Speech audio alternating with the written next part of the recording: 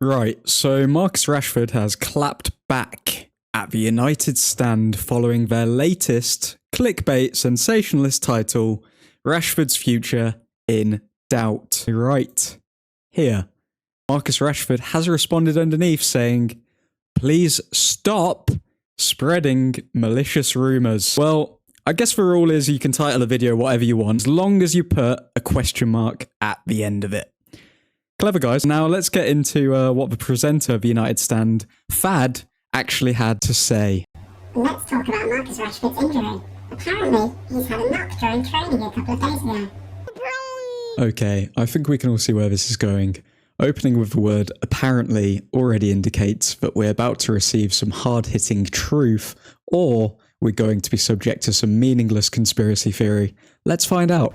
Obviously, he travelled with the Manchester United squad ahead of Fulham game. And on the day, Ten Hag decided as a precaution not to play Marcus Rashford and to keep him out of the team and the bench, as we have more important games to come up. Now, I don't really... Look, I'm very honest and very straight up, but I don't buy it. Usually, honest and very straight up people don't need to actively tell you how honest and straight up they are, Fad. But thank you for telling us how honest and straight up you are. I'll take your word for it. I said the same thing about the Rafael Varane situation, but I don't buy him being ill or being unwell. I look at the patterns of things before I obviously say such things. First and foremost, Lindelof was unwell, but he still played a couple of weeks ago. I remember Ten Hag saying Lindelof was unwell, but he still played. But all of a sudden, Varane was unwell midweek after not being used for the Man City game, and then all of a sudden, for the Fulham game, he was back and Lindelof was unwell.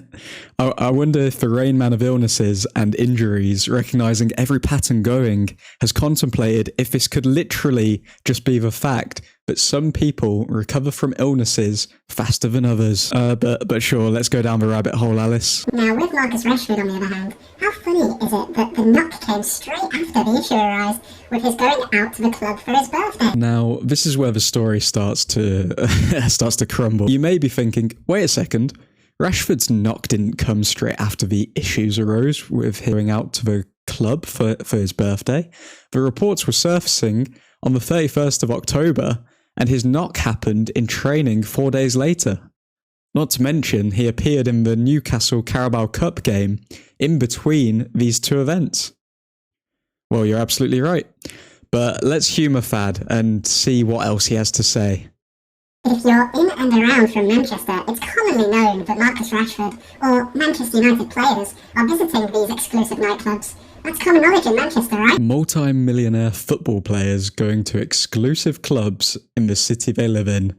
I don't know if that's exclusive knowledge only to the people who are local to Manchester. I'm pretty sure a lot of people could put 1 and 2 together. It would be a bit odd to see Casemiro in Pop World, wouldn't it, really? Because it's almost, to me, the way it comes across, because it's been brought to light by the media that Marcus Rashford had gone out especially after a derby loss to Manchester City. A bad loss as well for us. He's gone out to celebrate his birthday. That news has come out and all of a sudden he's apologised to the manager apparently. Okay, so he's kind of just droning on now, but something to note is the returner.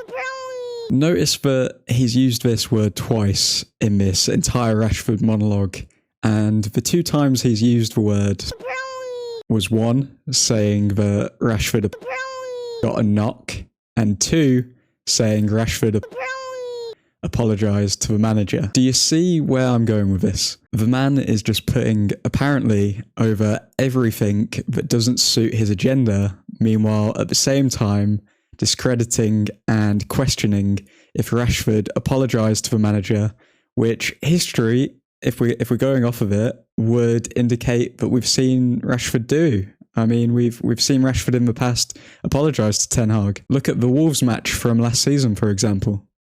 But Fad's an honest and straight-talking guy, remember? Let's see what else he has to say. But with the Marcus Rashford thing, I think it might have been a punishment from Ten Hag. Might have been a form of punishment to get him to travel all the way. As is, the moment anyways. I think everyone can agree that Marcus Rashford's body language, when he's in Old Trafford, when he's going to away games, he just doesn't look like he's happy at the moment. Now, Fad is free to think it's a punishment from Ten Hag, just as anyone ever can have an opinion. But we're not looking for an opinion, we're looking for the truth, or as close as we can come to it. So, do we think Ten Hag benched Rashford for the Fulham game as a punishment for the birthday party? No. First off, because he played the game prior to the information coming out about his birthday party when he came off the bench against Newcastle. Second off, since when has Ten Hag been private about his punishments? Look at the last year. Garnacho, late, dropped. Rashford, late, dropped. Sancho, not training hard enough, reserves. All of these things have happened in broad daylight, and yet we think now that Ten Hag is all of a sudden trying to hide that Rashford isn't actually injured. He's been dropped. Fad, you mentioned you recognise patterns before you speak, but you still decide to double down and go down the conspiracy route. It doesn't look like he's in a happy place with the club. I don't know if you guys see it, but I most definitely do. I don't know if he fully wants to be here, where his commitment is. Yes, he signed a massive contract for sure, and the contract is a way of showing that you're committed to the club, and the club is committed to you. But does he really want to play for Manchester United? You're asking if boyhood fan of Manchester United Marcus Rashford, who was raised in Manchester, born and bred, who is getting paid handsomely, may I add, who is currently playing under a manager who believes in him, a manager who he has had his best ever season under, wants to play for this club. You're asking if that player wants to play for this club. The same man who could have easily pushed his way out of the club, could have gone to PSG. Mate, please. Like, what is going on? The only reason Marcus Rashford wouldn't want to play for Manchester United is because he's got fans like yourself who are constantly questioning him and looking into things like body language. Like, come on, mate. Especially because the numbers he put up last season, it's a big, big change. And what has happened behind the scenes is the biggest question of them all. How can you go from a 40-plus goal and assist player down to the way that you're performing now? This logic is kind of crooked, and I'll tell you why. Because it suggests that every out-of-form player automatically doesn't want to play at their current club anymore. Like, do you know how messed up that is? So Casemiro hasn't had the greatest of starts this season. Does that mean that he doesn't want to be here either? Because it's kind of suggesting the same thing there, mate. Now, the point he's making here is purely speculative, so I'll give my subjective opinion as well. The entire team has been changing game on game, and nobody has settled in that team. Because they have players who are going to do different things around them every single match. There's no patterns to pick up on when there's different players starting every single game. Chemistry is a real thing. It's not just a little green line on FIFA. Chemistry exists between footballers. On top of that, specifically for Marcus, because of channels like the United Stand, who have branded him as selfish, which he's obviously seen/heard from somebody. I'm not suggesting that he's just sitting there watching United Stand videos because God bless him if he is. It could just be one of his mates saying, oh yeah, guess what they said about you and all of this. And it still affects him. There's been a clear shift in his play to his detriment where he's now become so selfless that he won't take shots on from promising positions. We've all seen this. A lot of fans obviously may feel that Ten Hag has lost the dressing room. I somewhat agree and somewhat disagree. You don't ever fully lose the dressing room. You may not have players in there that you're able to communicate things through to. I'm not even entertaining what he's alluding to here. Is it the fans turning on Marcus Rashford? Now at this point, because a lot of fans, this thing about sell Marcus Rashford, he's the poster boy of Manchester United, is that having concerns? You're almost there, Fad. Come on, buddy. You're almost there. Does he need to feel like he needs to be given more respect and freedom? Because some players may feel like it's a different era, and a lot of fans tell me we've got a lot of egos in the changing room, and I can totally agree and understand, but Marcus Rashford, is he that new generation player where they feel like they have a new level of respect they should be given by all managers? Is that how they feel? Is it the contract that's got to his head? Yeah, never mind. Now, at this point, I was frustrated myself. With how Fad is talking, it's clear to see which direction he's trying to push everyone. Marcus Rashford dropped drama. Ooh, knock doesn't exist. More chaos, blah, blah, blah. In all honesty, I was left thinking, man, I wish someone would challenge these people. You can't keep getting away with it! This is where my prayers were answered.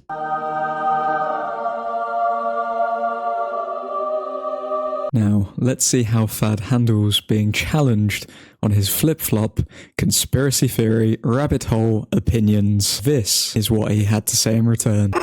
Yeah, true. And the thing is, look, I don't, it's not my place to really say about Marcus Rashford and his off-the-pitch things. It's not my place. I thought I had it all together, but I was led astray. The day you walked away, you were the clock that was ticking in my home. Changed my state of mind. Ladies and gentlemen, Love so hard to find. we got him.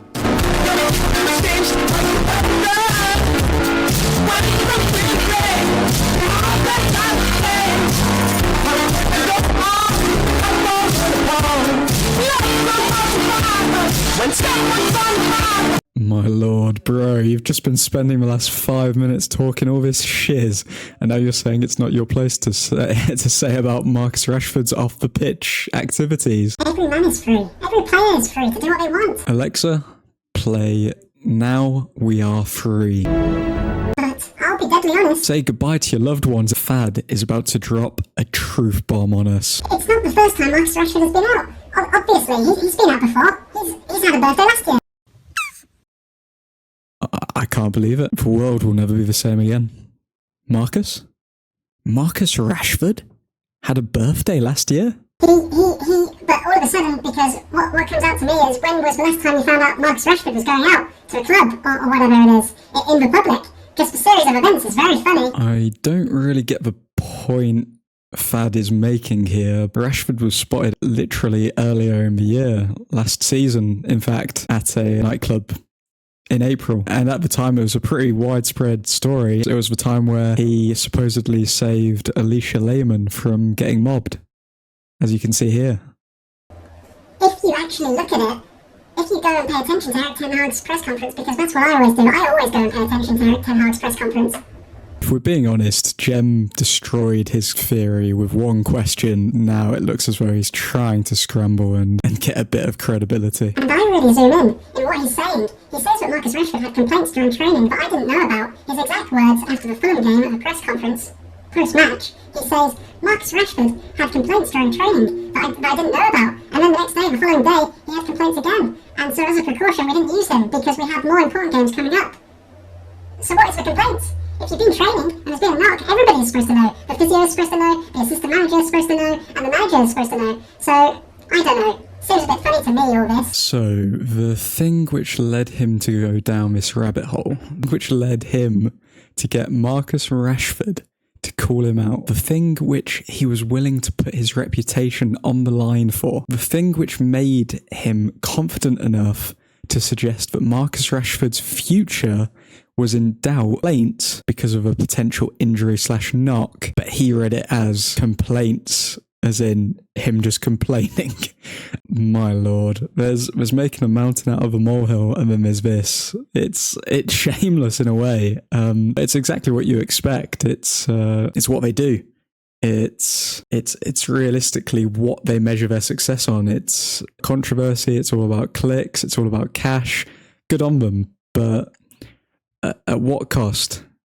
You're supposed to be fans of the club. You're supposed to get behind the players and the team. Does that mean that you obviously can't criticize them? No, absolutely not. But when you spread these BS rumors, you're doing more harm than good. You think that creating these videos is going to help the team in any way? How? In reality, they're no better than the mainstream media that they constantly claim that they're better than all the time. But that's all, folks. Hope you enjoyed the video. I was certainly entertained watching Fad complete his mental gymnastics after being called out with the first question that he received. If you did enjoy the video, please consider dropping a like and subscribe. Let me know what you think about this whole situation down below in the comments. Do you think Rashford was out of order for commenting on the post? Do you think that the player has every right to defend himself? Do you think that Fad had a point? Godspeed.